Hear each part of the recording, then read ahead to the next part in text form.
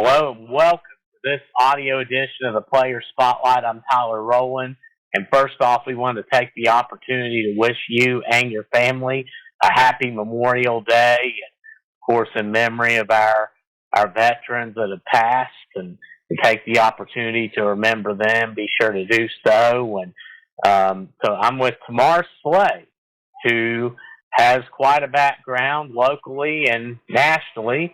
Tamar, who played basketball for Woodrow Wilson, winning a couple state championships there.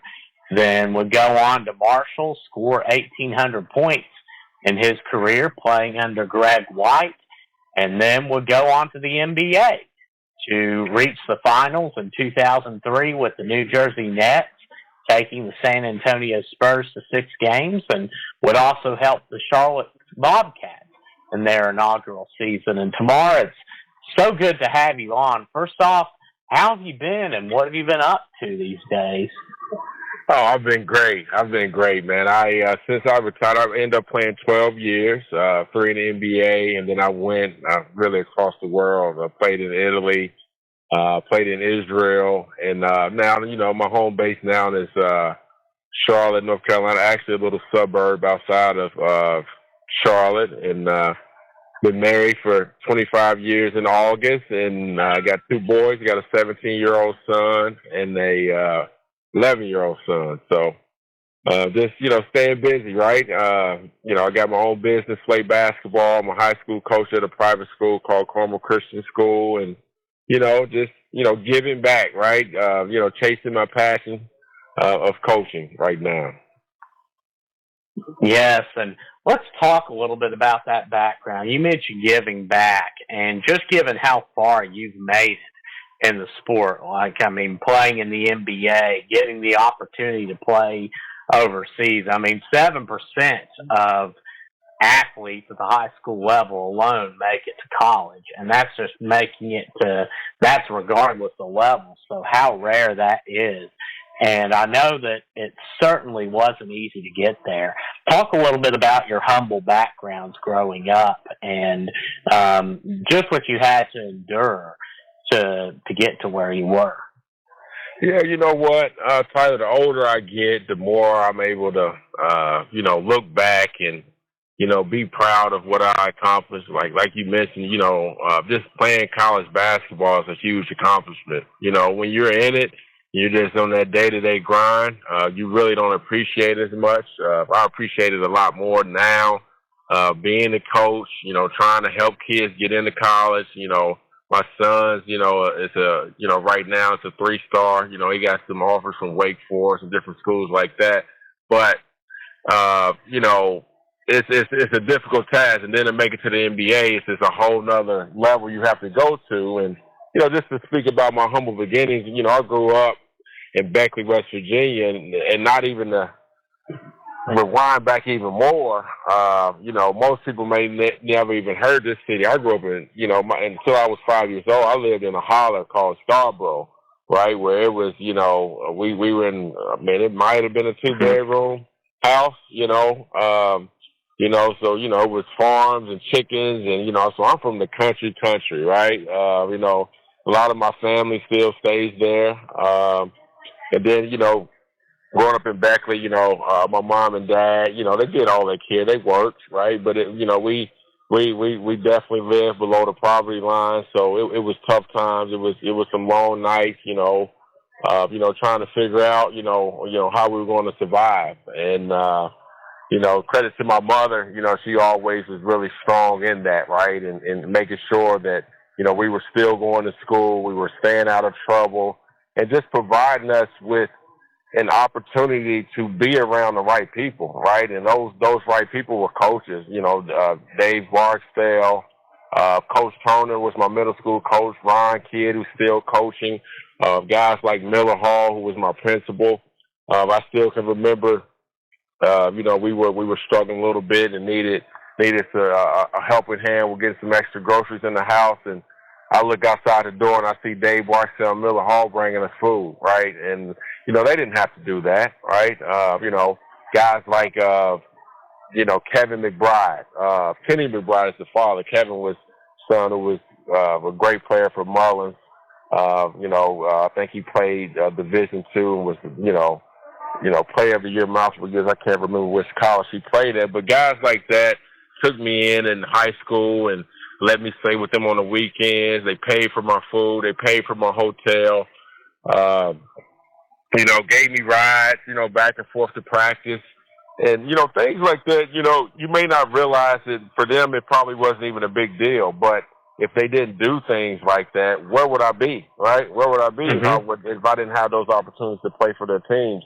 We know, in West Virginia, it's either, especially in the black community, it's either, you're doing good in a sport or, you're in the streets, right? Or you're selling drugs or doing different things like that. So, I had, two lanes I could have chosen with the right mentors, or my mother, my father, and great coaches and leaders in the community helped me out. So I'm extremely passionate about giving back and not telling a kid no because they can't afford to participate in my program. And that's why I do a fundraiser each year.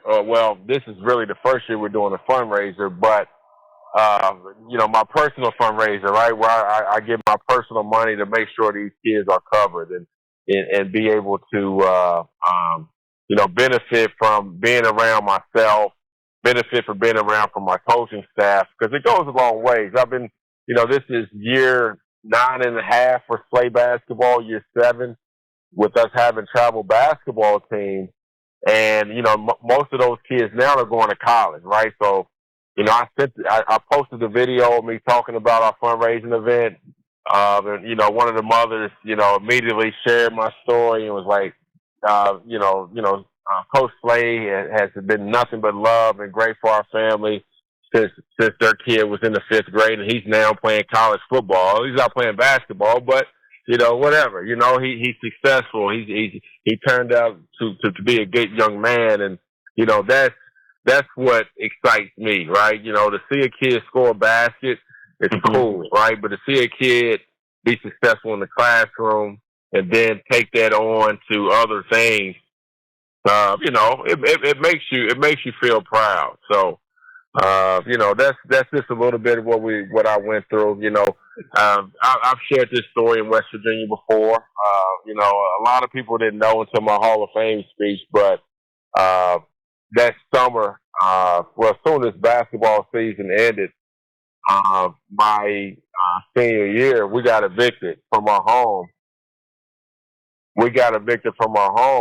And we were homeless for that summer, right? So when I went to Marshall, I was sleeping with friends and relatives and different things like that. And I remember, Coach White would joke and say when we would be out on the track in the preseason doing miles and running 400s, he said, Jamar Slay's running like he's trying to feed his family.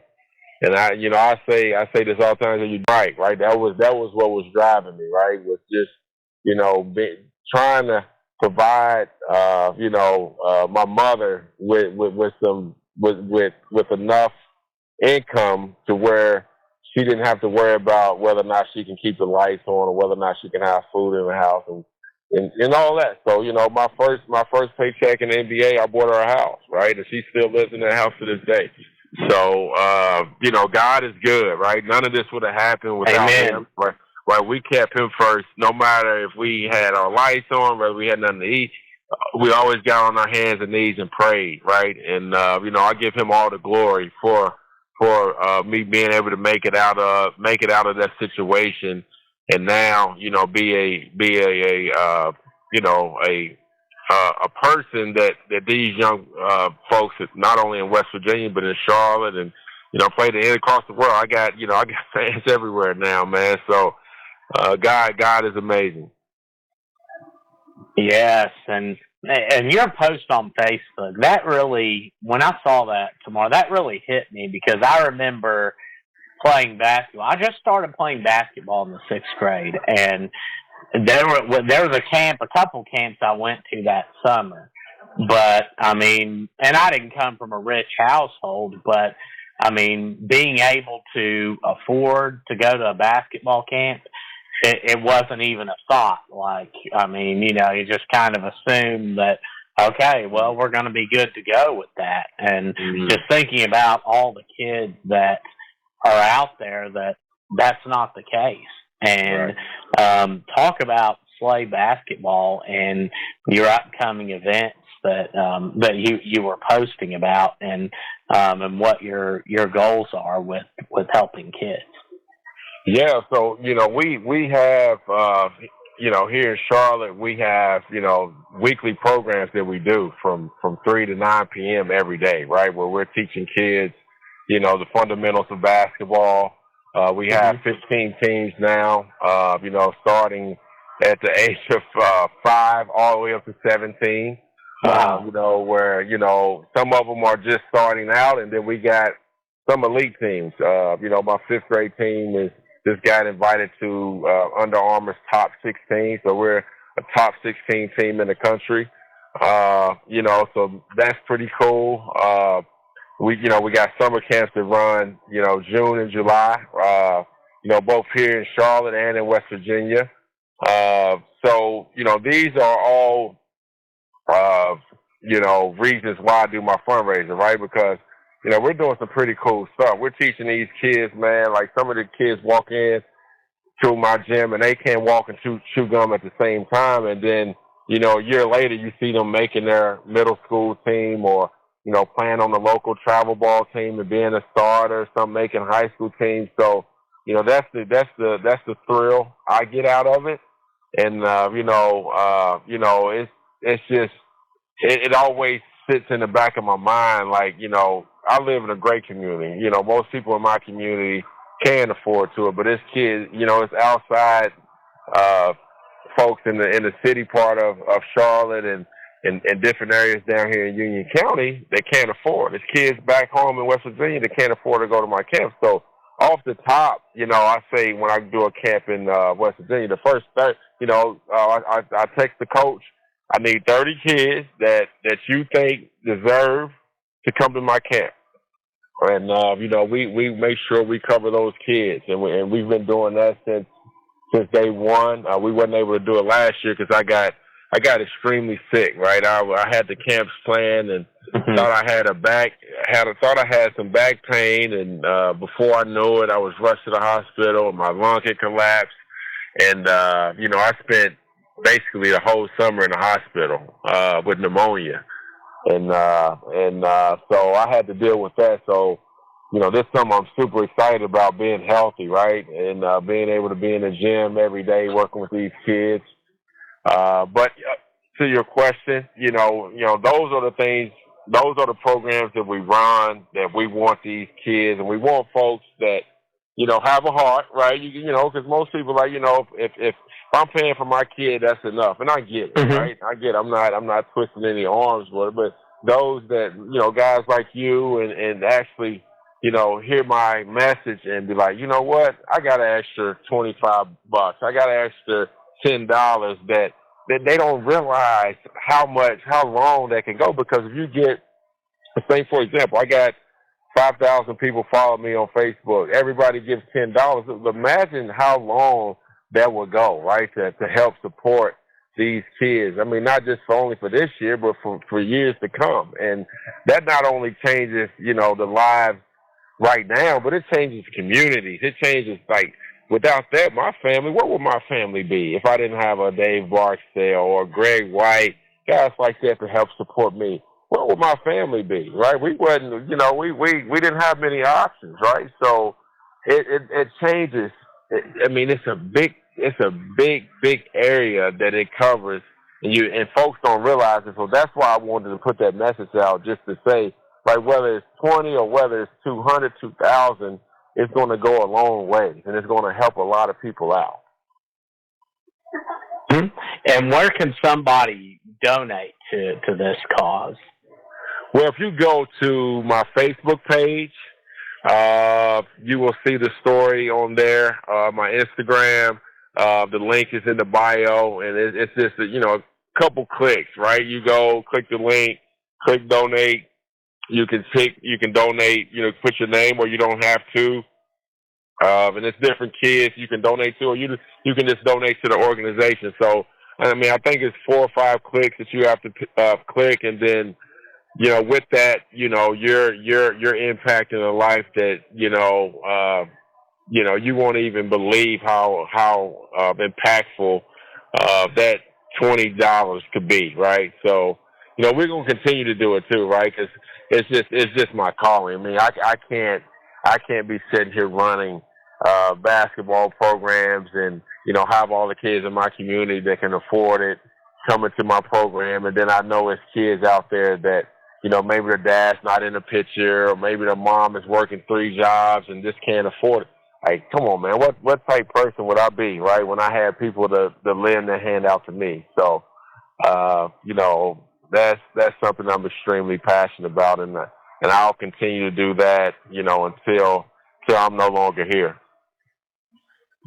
Yeah, and we'll continue also to touch on this, and tomorrow we'll talk a little bit about your basketball career, because my moment with you was one that, I hadn't forgotten. I mean, it was the 2000-2001 season. I played for that one year. I went to Rose Hill in Eastern Kentucky, and I know they had O.J. Mayo at the time. The whole recruiting thing was going on. I just walked in and lucked out, but I was the 8th best player on the team out of 8 guys, and it's pretty much the second half of the game. It'd be like, okay, Tyler, you're coming in. Don't blow the 30-point lead, and you'll get to stay in. And one night we went to it was a sudden event. They're just like, hey, we're going to go watch Marshall play tonight. And I'm like, wow. And we went, and you all played Detroit. And I remember they had a guard. He reminded me so much of Allen Iverson. I think Rashad Phillips was his name. Rashad Phillips, yep. Yeah, he was a great player. And I remember you all were able to pull out that win. And I think shortly before or after we win against nationally ranked Dayton. But you all greeted us in the locker room afterward, and it was just such a neat experience. And wow, yeah, it was. Well, you know who ended up being the best player out of all of us that played in that game was Willie Green, the head coach for New Orleans Pelicans. He was a freshman, and ended up playing 15 years in the NBA, and now coaches New Orleans Pelicans, man. So yeah, it was some talent. It was some you guys came to a good game. Yeah, it was, because that group you had, my gosh, you, JR, I mean, Blackshear, all those guys. I mean, you all are so much fun to watch. And when you go back and reflect on your career with the Thundering Herd, now I know you have so many good memories, but when I mention one that pops to mind, what is it? Well, it's actually 2. My sophomore year, I had 35 points against West Virginia, and the basket looked big as the ocean. I think I ended up with 9 threes. Made that game. I had 7 in the first half. We ended up losing that game, so it's bittersweet, but it's that whole day was like perfect, right? I got the right amount of sleep the night before. My shoot around was perfect. It wasn't too hard. My stretch was good. I walked into the arena and just was calm as I could be. And that game, and then my senior year, we ended up beating them, and I had the game-winning shot against them my senior year. So those 2. When I think about college, I think back about the most memorable moments, scoring 35 against West Virginia and then beating them with the game-winning shot my senior year was pretty daggone sweet. Wow, that is pretty cool. Yeah, and that was a good team, too. I mean, you had the young foundation of a team that would eventually be the Elite Eight. One of those players, actually, Tyrone Sally, was on the show this time last year, and he's now the head coach at Alexandria City High School, which was the old T.C. Williams High School from Remember the Titans, and and yeah, it's he's had success there, and talk about your your journey to the NBA. You end up getting drafted to the Nets, and talk about that experience. First off, getting to play under Byron Scott. I mean, possibly the best player. I think maybe to never make the NBA All-Star game. Of course, he had Magic, Worthy, Kareem around him, so I know that was hard for him to do, but because he would lead the team in scoring in 1988. But what are some of your memories of him? Well, I'll tell you what, man, just the journey to get there, right? My sophomore year, I was a bit of an unknown West Virginia kid. The internet and all that crap wasn't really that, you didn't have it at that time. So, if you didn't really read your press clippings, you didn't know how good you were. And, I started hearing rumblings from my friends and stuff like that, like, man, you should go to the NBA. And I'm looking at these guys like, dude, man, I'm from Beckley, West Virginia. Like, it wasn't even a reachable dream for me, right? I never, when I went to work out in the gym, it wasn't to get to the NBA. It was either to win the state championship or just become a better basketball player. So, that summer, I ended up going to a camp in Las Vegas, Coach Gerd, where all the NBA players go there in August to work out. And I'm playing against, guys like Paul Pierce and different dudes like that.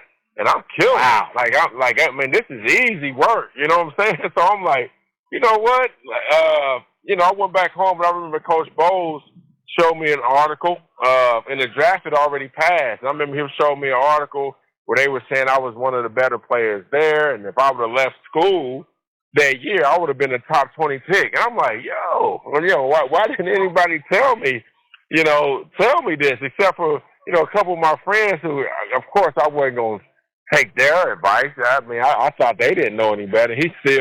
Every time he sees me, I told you, Shamar. His name's Ted Green. High school teammate. I stuck it out. Junior year, I dropped a little bit, and I took it a little bit more serious. So we called every NBA team in the league, and they said I'd go between 20 and 35. So Coach White, I remember we're sitting at Pizza Hut in Beckley, West Virginia, me, him, and my mom, and he was like, I'm going to leave the decision up to you guys. He was like, tomorrow, but this is what you can do. He was like Wally Zerbiak, Bonzi Wells.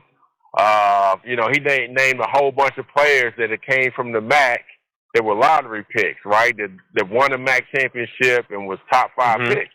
He was like, tomorrow, this is what I see you doing your senior year. So, my mom looked at me and she said, I want you to stay in school and get your degree like you said you were going to do.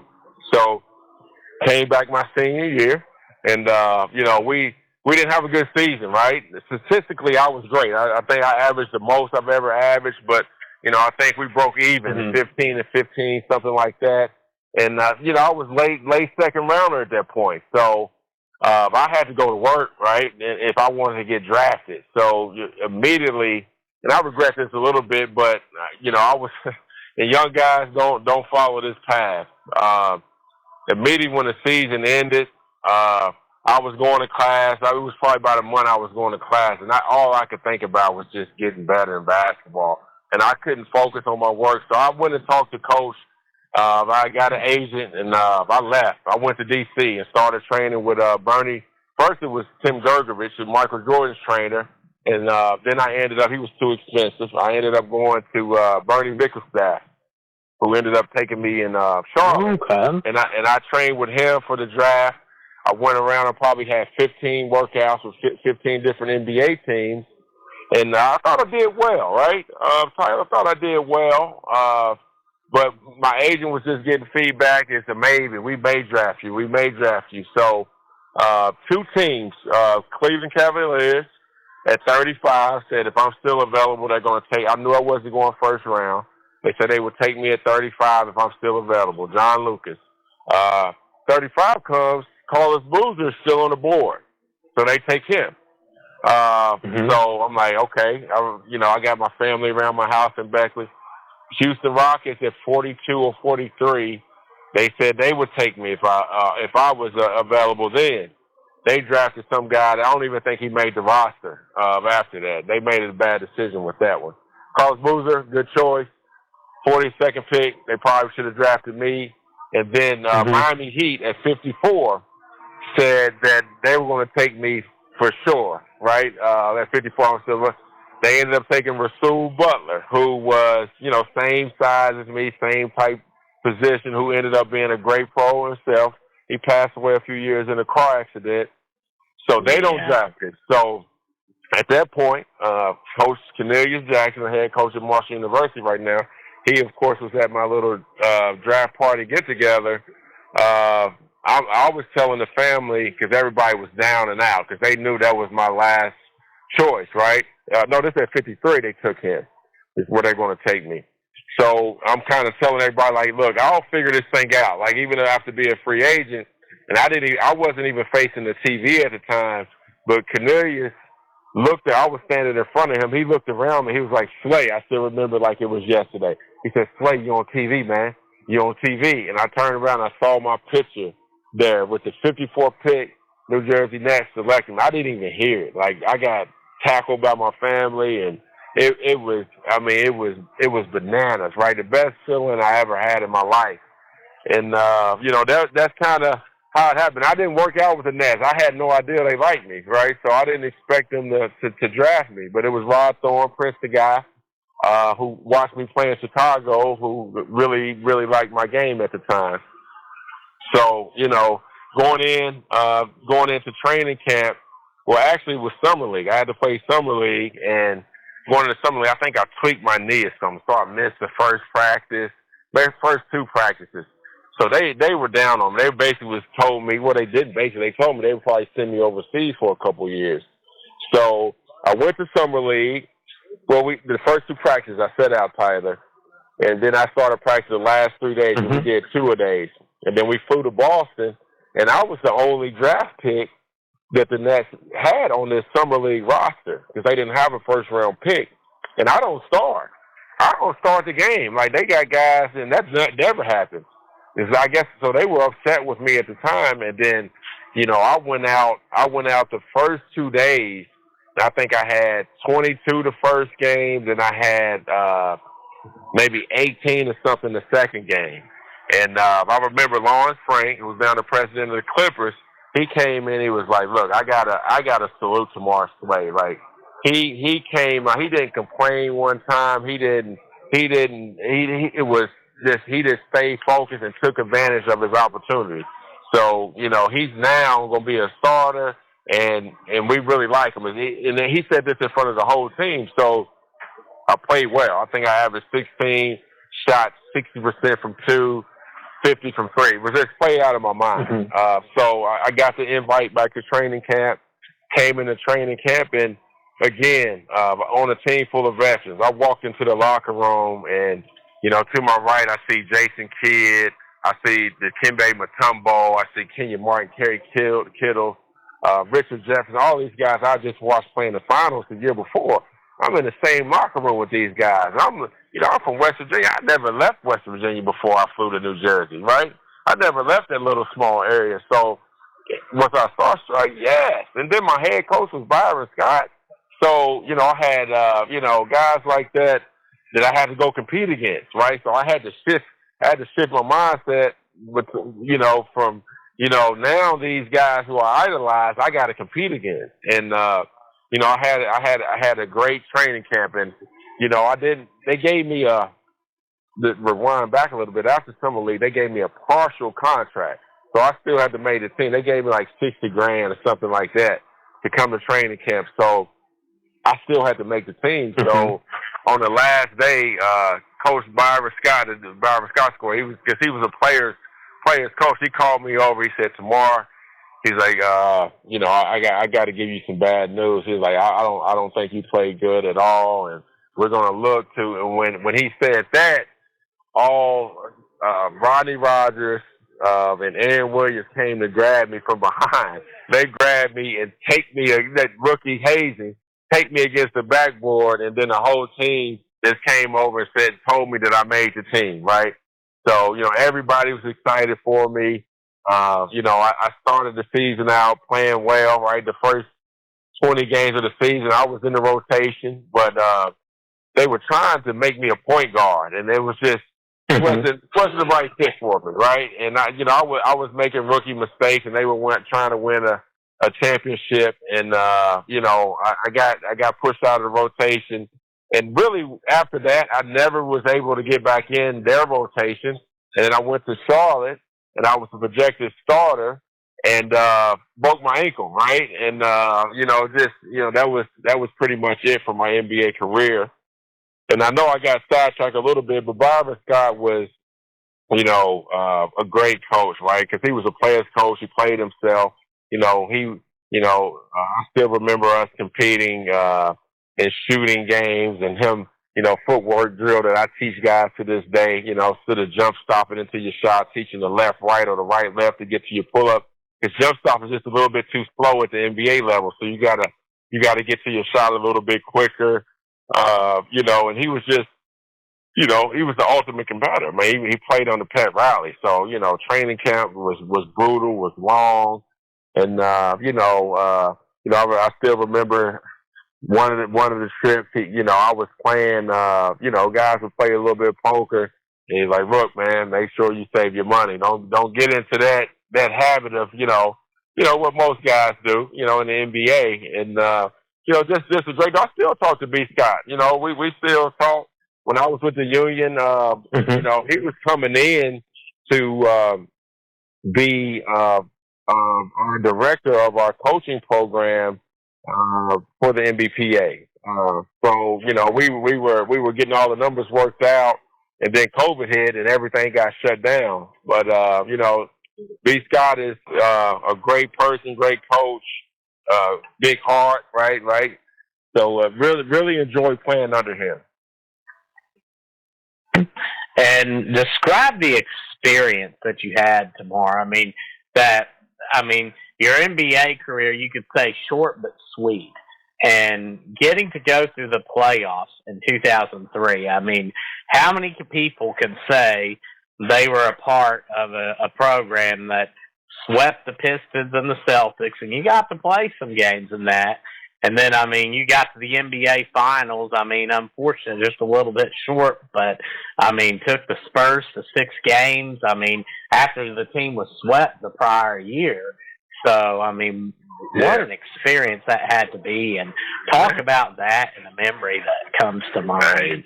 Hey, Charlie, man, like I said before on this podcast, man, listen, I'm from Beckley, West Virginia, man. To be able to be in that arena, right, with, the best players in the world. Like, you got the 10 best out on the court, right? It was just, it was just mind-blowing, right? Just seeing, being in Detroit, playing against Chauncey Billups and Rip Hamilton and Ben Wallace, and watching them and Kenya Martin go at it, J. Kidd and Chauncey Billups battle, because I'm a student of the game. So I'm sitting over there, man, I got a front row seat to the best to do it, right? Like, and I tell my guys this all the time, and that's what they expect of most of the teams I coach. Like, when that ball is tipped up, it's pure execution from start to finish. There's no mental mistakes made at all at that level, right? So that's the level every basketball player should be striving to get to. And then, being able to make it to the finals, winning the Eastern Conference Finals, being able to, I was the one who was dribbling the clock out for us to go to the finals my rookie year. Like, that stuff, when you get older, you really appreciate it. When you're in it, it's not a big deal to you at all, right? I was like, I should be playing more. I'm trying to get to the gym and work out. My mind's so consumed about that type stuff. But now, I'll be 45 next year, and I look back on those moments, and there's not too many basketball players that get those moments. So, extremely blessed to be able to do that. And the first game of the finals, we're in San Antonio, and we're at shoot around, and you see every reporter in the country. I'm sitting down with Hannah Storm. I didn't even think she knew who my name was, and she's asking me questions about the finals. And then you go out to warm-ups, and you see, San Antonio is not L.A., but you still see, all the celebrities sitting around watching you play, right? Every media organization is there, cameras flashing everywhere. And I remember I'm just looking around like, man, like God is good. Like God is so good for me to be able to experience this. And these are stories I share with the youth, right? You know, if I can make it out of Beckley, West Virginia, and make it to that stage just with hard work, discipline, perseverance, right, having the right people in my life, why can't you, right? It was a dream, man. It's a dream, and now I look back on it, and I share these stories with my son, and he could care less, but I still share them anyway. But it was pretty cool, man.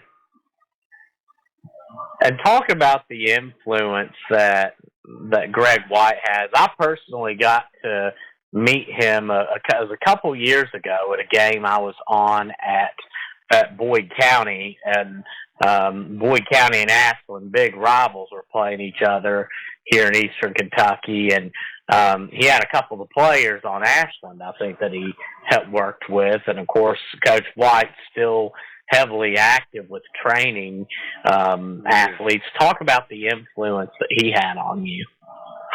Well, I mean, just to go back to 1998, that recruitment connection that you look for, I had it with him immediately, right? I still remember him coming to my summer league games, and he'll tell you this story. He came to a game, I think I scored 80 points that game. I had 10 threes, 10 three-pointers, right? And just, it made him fall in love with me even more. But I don't know, it was just his presence. Coach White has a presence about him. And he recruited me extremely hard.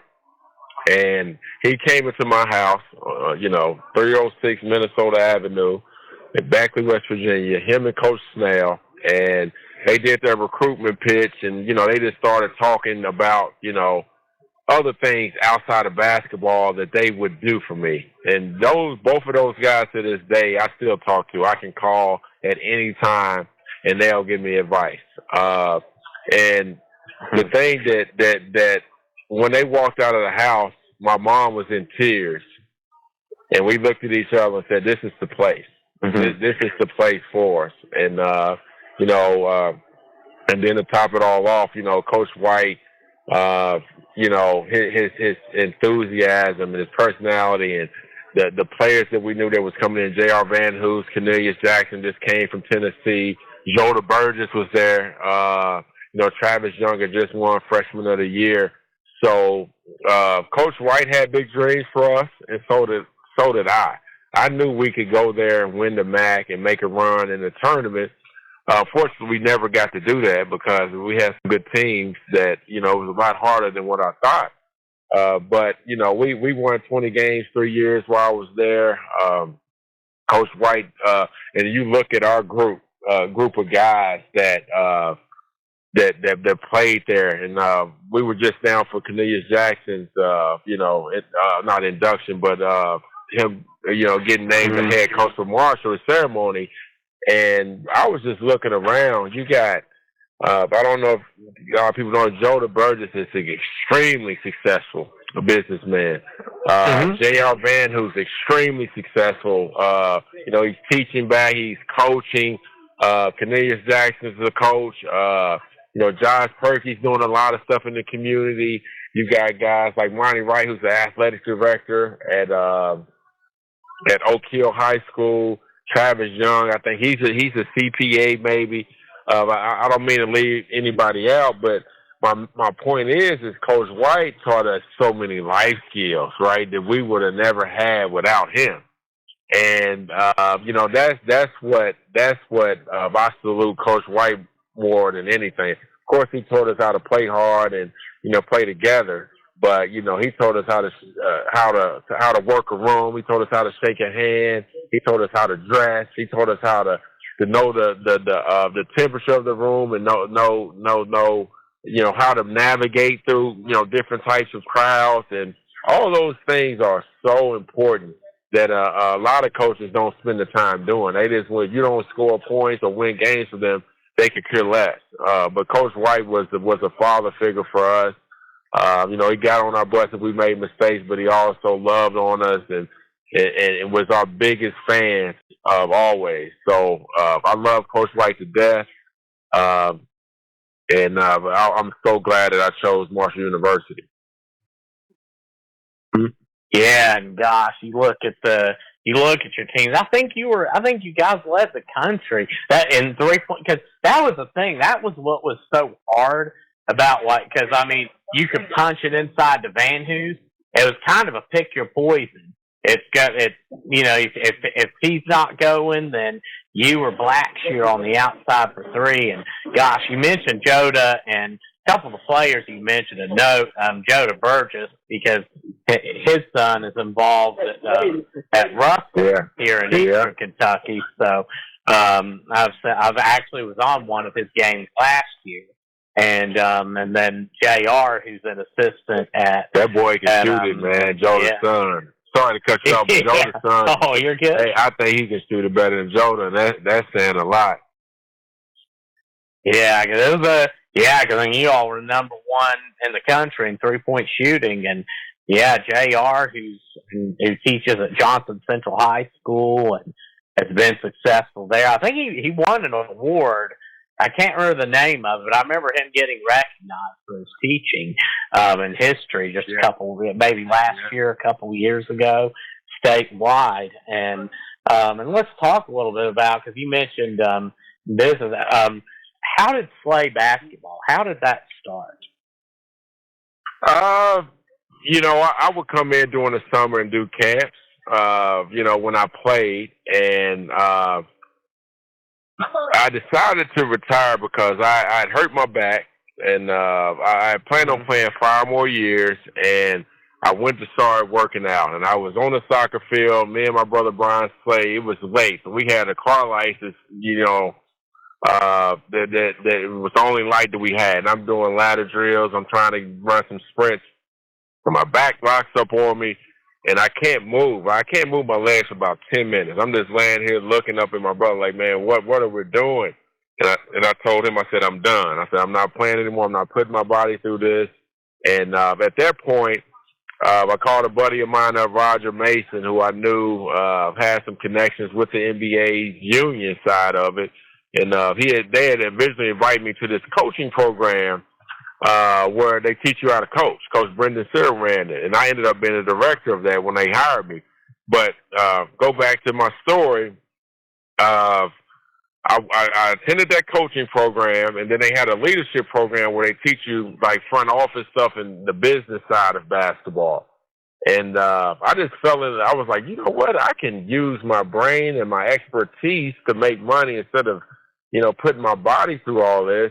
Let me start my business. So, I decided to retire, and I just hit the ground running. I teamed up with a lady in Charleston, West Virginia named Mary Cook, who put me in touch with, some people in Charleston that helped me build my brand, Steve Blackwell. And we got my website. We started, put our programs together. And, that's how it all got started. And, I thought I was going to, just kill it, especially in West Virginia. That's when I originally started. And I did my first clinic at the YMCA there in Kanawha County. I did a Christmas clinic. And I'm thinking this thing going to sell out. I show up, there's one kid there. And I'm like, man, I was like, if this is, but I was like, you know what? And the camp was from 9 to 4 with one kid. And I stayed with that kid throughout the whole day. And by the end of the day, it was probably 15 kids in there that just was walking by, knew who I was, and they ended up signing up for the camp. And, each year, I just can't stay with it. I was traveling back and forth from Charlotte to West Virginia doing clinics and doing camps and getting teams going. And, it just kept growing each year. And like I said, I'm in year 9 now, have my own facility, about to build a bigger one here soon. And it's just comfortable. It's home. It's what I should be doing. It's my calling. It's my passion. And I just enjoy it so much. Yeah, and gosh, if you could go back tomorrow, and let's say right now, I mean, if you've had the ability right now to go up to a 10-year-old, let's say a 10-year-old Tamar Slay that you saw, what would you tell him? A 10-year-old tomorrow say, what would I tell him? That's a heck of a question, Tyler. My son's 11. Uh, if I was to talk to my 17 years old, first thing I would say is, you're special. You deserve this. Always believe that you're the best on the court. Enjoy the run, right? Don't get so focused to where you're not enjoying the experiences that you have. And always make sure that you surround yourself with the right people, right? That's both, on and off the court. Nicely said. And tomorrow, and of course, we'll mention your upcoming events at the end. And here's the last two questions I always ask in an interview. First off, what's a cool fact? I'm going to split this one into two, actually. First off, at Marshall, outside of basketball, what was something that you enjoyed on campus that went on?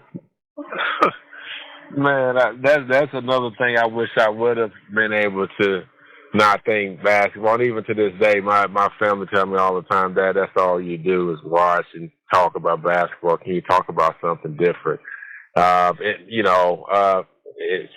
Things I enjoyed. I mean, just hanging out with my teammates, man. We had good times now. I mean, folks that went to school around the same time I went there. Saturday night we was on the town. We would have a good time, right? So, those moments, those locker room moments, is laughing, joking, and that's why we're still so close to this day. We all still have a group chat going, and I was just on the phone with Jonah last night for about 2 hours. I needed some business advice, and him and my wife, we're all on speaker talking. But just hanging out, man. Like we had a good time, whether it's just hanging out at someone's house or going to Third or Fourth Ave, hanging out. That was enjoyable. Yeah, and what's a cool fact about yourself? Something maybe not a lot of people know. Nah, I don't know. I think I've shared everything. Everything here. Do you have a particular place you like to eat locally? Man, I'm a hamburger, hot dog, pizza guy. But living in Italy, I eat everything down. But locally, the best Giovanni's pizza. Is that still there in Huntington? Oh, sure is. Yeah, put that on there. I'm a Giovanni's pizza lover. I was just talking with some people from Western, my brothers and them up here for Memorial Weekend, and a couple of them live in that area, and I was asking them if it was still there. Their pizza, just the sauce and the taste of the cheese is just the best. Yeah, it's definitely special. Actually, I ate there last night at the one in Ashland. Definitely special, and it hadn't changed. And lastly, tomorrow, are there any shout-outs you'd like to give? No, I think I shouted everybody else out, man. I mean, I did leave out when I was talking about guys that are successful. Lateef Williams, who was a teammate of mine, is living in Atlanta, is doing well. Ronald Blackshear, who's I think he's kind of doing the same thing that I'm doing, coaching down in Atlanta as well. So, those guys, big shout out to them. Them Georgia boys were unique in their own way, and definitely didn't want to leave them out. Yeah, and tomorrow we want to say thank you for coming on the show. And again, let's go through your event coming up. I know you have some camps, and where can we donate for this? Yeah, again, for that, if you go to my Facebook page, you'll be able to see the link there and on my Instagram. The link is in the bio on my Instagram. It's it's several links, but it's called Snap Raise. If you see that link, just click it. It'll be a donate button there. You can click, and like I say, folks, man, you know, you won't realize how far $20 will go, right? To being able to change your life. And it happened for me, and that's the reason why I'm doing it. You know, we sponsor, you know, at the least 20 kids per year to participate in our teams, our camps, our clinics, and different things like that. So, you know, if that's something you're passionate about, if you like giving back, here's a great opportunity for it. That's awesome. Tamar, we thank you for coming on and appreciate your time. And I want to say also thank you to remember tomorrow, Memorial Day, and remember the people that sacrifice, that we have the right to enjoy the event and the things that we enjoy. And be sure to remember, those of you watching, to think about that and appreciate those that have sacrificed their lives. And we want to say thank you all for tuning in and listening to this episode of the Player Spotlight. I'm Tyler Rowland. God bless you, and we will see you soon.